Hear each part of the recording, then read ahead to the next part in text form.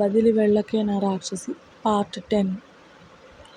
మరి నేను డోర్ వైపు చూసిన సుధీర్ వాళ్ళకి హ్యాండ్స్ రెండూ పాకెట్లో పెట్టుకుని నిల్చొని చూస్తున్న విరాన్ష్ని చూడగానే లోపల భయంగా ఉన్నా దొరికిన అవకాశం వదులుకోలేక రేయ్ ఎవడ్రా నువ్వు అని సుధీర్ తోకలు అతన్ని కొట్టడానికి వెళ్ళినంతసేపు పట్టదు బొక్కలు విరగడానికి.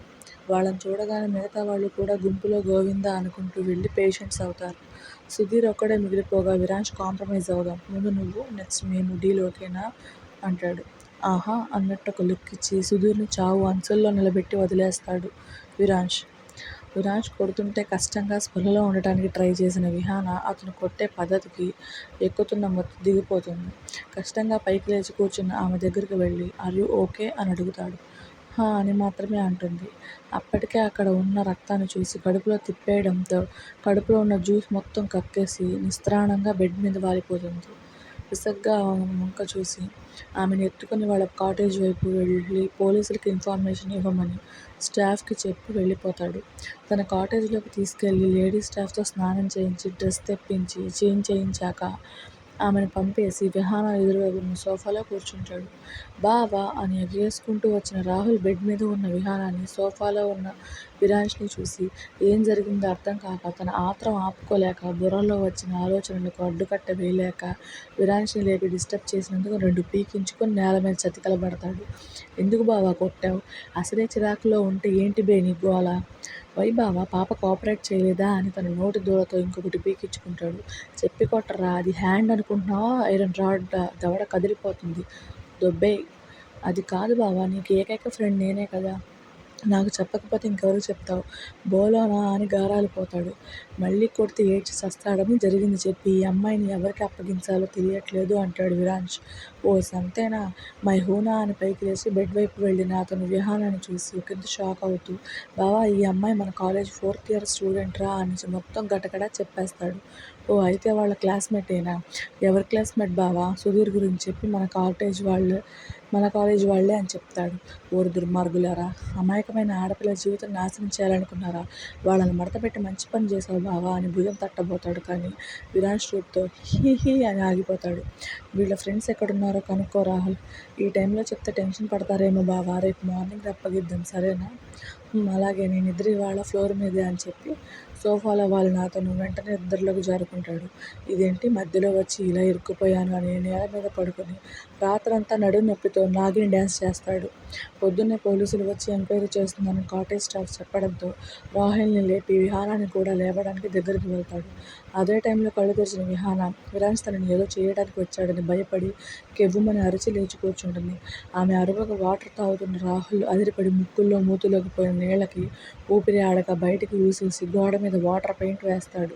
అదంతా సెకండ్లో జరిగిపోవడంతో విసుగ్గా రాహుల్ వంక చూసి రేయ్ నోరు మూసుకొని కూర్చో అని కసిరి భయంగా వణికిపోతున్న విహానాకి కాస్త దూరం జరిగి రాత్రి ఏం జరిగిందో గుర్తులేదా అని సూటిగా ప్రశ్నిస్తాడు. కంగుమన్న అతని గొంతుకి కొద్దిగా గుర్తొస్తుంది.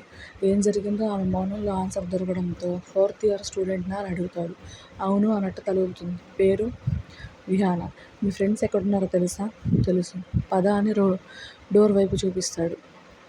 బయట పోలీసులు ఉండటంతో జరిగింది చెప్పి అమ్మాయి పేరు బయటికి రాకూడదు అని ధనుంజయ్ గారి ద్వారా చెప్పించి విహానాన్ని తీసుకుని వెళ్ళిపోతాడు. సిస్టర్ రాహుల్ వంక చూసిన విహాన భయంగా విరాన్ష్ వైపు జరుగుతుంది. అయ్యో భయపడకండి సిస్టర్, నేను వాడు ఫ్రెండ్స్, రాత్రి జరిగింది మొత్తం నాకు చెప్పాడు. మీకు ఆల్కహాల్ తాగే అలవాటు లేనట్టుంది, మరి ఎలా స్పృహలో లేకుండా చేశారో ఐడియా ఉందా అంటే ఏదైనా సాఫ్ట్ డ్రింక్ ఇవ్వడం చేశారా ఆ వెధవలు? లేదు అని మాత్రమే ఆన్సర్ ఇస్తుంది. బాగా ఆలోచించండి సిస్టర్, మీరు తాగిన డ్రింక్లో స్పృహ లేకుండా ఏదో పౌడర్ కలిపి ఉండాలి, అందుకే మీరు నైట్ అసలు ఉలుకు పలుకు లేకుండా పడుకున్నారు. రాహుల్ మాటలకు ఆలోచనలో పడిన విహాన రేష్మ ఇచ్చిన డ్రింక్ తాగడం గుర్తొచ్చి అదే విషయం వాళ్ళకి చెప్తుంది. ఆ అమ్మాయి పేరేంటి సిస్టర్? రేష్మ. ఆమె పేరు వినగానే ఏదో గుర్తొచ్చినట్టు తన ఫోన్లో ఉన్న రేష్మ పిక్ చూపించి ఇదేనా అని అనుమానంగా అడుగుతాడు. ఆశ్చర్యంగా ఆ పిక్ చూసి అవును అని చెప్తుంది. బావా నీ వీరాభిమాని అని వెకిలిగా నవ్వి విరాన్ష్తో ఒకటి పీకించుకొని నోటికి తాళం వేస్తాడు రాహుల్. రేష్మ గురించి ఆల్రెడీ ఒక ఐడియా ఉన్న విరాన్స్ పదండి అన్నట్టు చూస్తాడు. రాహుల్ విహాన మౌనంగా విరాన్స్ వెనక అడుగులు వేస్తారు. తన కాటేజ్లో కాలు గాలిన పిల్ల తిరుగుతున్న రేష్మకి సడన్గా అడ్డు వచ్చిన వ్యక్తి ఎవరా అని తలపైకెత్తి చూసిన ఆమెకి విరాన్స్ని చూడంగానే కళ్ళల్లో కళ్ళల్లో మెరుపులు వస్తాయి. హాయ్ విరాంష్ అని షేక్ హ్యాండ్ కోసం చెయ్యి ముందుకు పెట్టగానే ఆ చెయ్యి పట్టుకుని వెనక్కి విరిచి మోకాళ్ళ మీద కూర్చోబెడతాడు. ఊహించని ఆ చర్యకి బర్రె గొంతుతో అరిచి ఎదురుగా ఉన్న విహానాన్ని చూడగానే దిమ్మ తిరిగిపోతుంది. ఏంటమ్మా నీ ఫ్రెండ్ సేఫ్గా ఉందని ఫీల్ అవుతున్నావా అని వేటకారంగా అడుగుతాడు రాహుల్. నొప్పికి నరకం కనిపిస్తున్నా గుటకలు మింగుతూ విరాంష్ వంక చూసిన రేష్మకి తన ఫ్రెండ్స్ అందరూ బయటికి వచ్చి ఆమెనే చూస్తుండడం కనిపించి సిగ్గుతో తలదించుకుంటుంది. ఎవరు నువ్వు? రేష్మని ఎందుకు అలా కూర్చోబెట్టావని ఒక అమ్మాయి గొంతు పెంచగానే ష్ అని నోటి మీద వేలు పెట్టి చూపించి విహాన వంక చూస్తాడు. అప్పటికే రేష్మ మీద పీకల దాకా కోపం ఉన్న విహాన చెంపలు పూరీలయ్యేలా కొడుతుంది. విరాంష్ చూపుకి ఎవరూ ముందుకు వచ్చే సాహసం చేయరు. నిన్ను ఫ్రెండ్ అని నమ్మినందుకు నా జీవితం నాశనం చేయబోయావు కదే రాక్షసి అని తన కోపం తీరే వరకు కొట్టి పక్కకెళ్ళిపోతుంది. రాహుల్ ఆమెను డైవర్ట్ చేయాలని పక్కకు తీసుకెళ్ళిపోతే జరిగింది మొత్తం చెప్పి దీన్ని నమ్మి మోసపోకండి అని వార్నింగ్ టోన్లో చెప్పి ఆడపిల్లని పోలీసులకు అప్పగించట్లేదు. కానీ నీ బాయ్ ఫ్రెండ్ ఆల్రెడీ పోలీస్ స్టేషన్లో ఉన్నాడు. సో ఎవరి దారిన వాళ్ళు వెళ్ళిపోతే అందరికీ మంచిది అని చెప్పి రాహుల్ దగ్గరికి వెళ్ళిపోతాడు. రేయ్ రాహు, అబ్బా ఏంటి బావా ఆ పేరు రాహు కేతువులాగా, నువ్వు అదేలే కానీ తనని బస్ ఎక్కించు అని చెప్పి కొంత క్యాష్ రాహుల్ చేతిలో పెట్టబోతాడు. కానీ విహాన ఏడుపు చూసి ఏమైందన్నట్టు చూస్తాడు. నేను ఎప్పుడూ ఒక్కదాన్ని ట్రావెల్ చేయలేదు, అందుకే భయంగా ఉంది. ఆమె సిచ్యువేషన్ అర్థమై ఏదో ఆలోచిస్తున్న విరాంష్ రాహుల్ ఆన్సర్కి ఉడికిపోతాడు. అయ్యో సిస్టర్, మేము తీసుకెళ్తాం, మీరేం భయపడకండి అని విరాంష్ వంక ఇకిలిస్తూ చూస్తాడు. చంపేసేలా చూస్తున్న అతన్ని చూసి నాలుక కరుచుకొని రే రాహుల్ ఎందుకురా నీకెంత నోటి దూల అని తనలో తానే అనుకుని సాడ్ ఫేస్ పెడతాడు. రాహుల్ని ఒకసారి చూసి నీ లగేజ్ తెచ్చుకో అని చెప్పి ఫ్రెండ్ని తోడుగా పంపించి కాటేజ్ వైపు అడుగులు వేస్తాడు విరాంష్. తన లగేజ్ తెచ్చుకున్నాక రాహుల్తో కలిసి ఎవరి వైపు చూడకుండా వెళ్ళిపోతుంది విహాన. బావా స్టార్ట్ అవుదామా?